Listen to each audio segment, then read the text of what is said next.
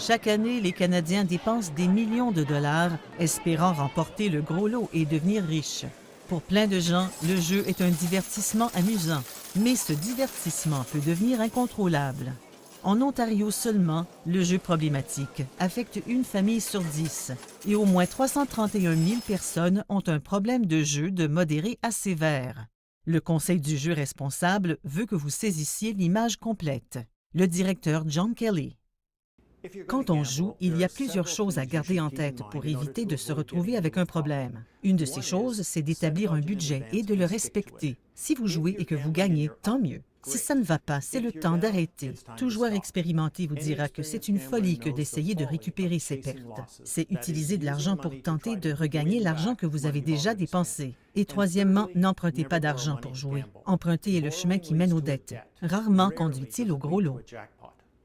Un récent sondage du Conseil du jeu responsable a révélé que près de 50% des adultes ontariens qui ont joué au cours des 12 derniers mois se sont fixés une limite d'argent, mais l'ont dépassée au moins une fois. De plus, près du tiers des adultes qui ont dit avoir joué au-delà de leur limite ont aussi tenté de récupérer l'argent perdu en continuant à jouer. Terry Finn sait très bien ce que c'est que tenter de récupérer ses pertes. Il est le président du conseil d'administration du Conseil du jeu responsable. Il a lui-même connu des problèmes de jeu. Je suis un joueur à problème avec 40 ans d'expérience. J'ai commencé à 13 ans. Je travaillais à l'hippodrome du coin et j'ai arrêté en 2000 à l'âge de 53 ans. Mon auto allait être saisie. J'étais sur le point de déclarer faillite pour moi-même et pour ma femme.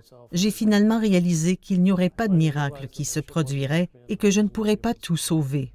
En chemin vers la salle de jeu, Terry s'est plutôt dirigé au comptoir de la réception du casino, a demandé l'auto-exclusion et a téléphoné à une agence locale de traitement pour prendre rendez-vous et obtenir de l'aide. Je pensais que ma situation était temporaire. Je pensais que je serais capable de régler tout ça, que je pouvais y faire face. J'ai toujours cru que j'allais toucher le gros lot qui me sortirait de mes dettes, que j'allais faire un petit peu d'argent et que là je m'arrêterais. Finalement, j'ai réalisé que ça n'arriverait jamais. Je devais me sauver moi-même. Personne d'autre ne le ferait à ma place. Terry a fait 3 ans de traitement, puis s'est joint au conseil d'administration quand un siège s'est libéré. Il est devenu le président du conseil en 2007 et considère son rôle actif comme faisant partie de son effort continu de rétablissement.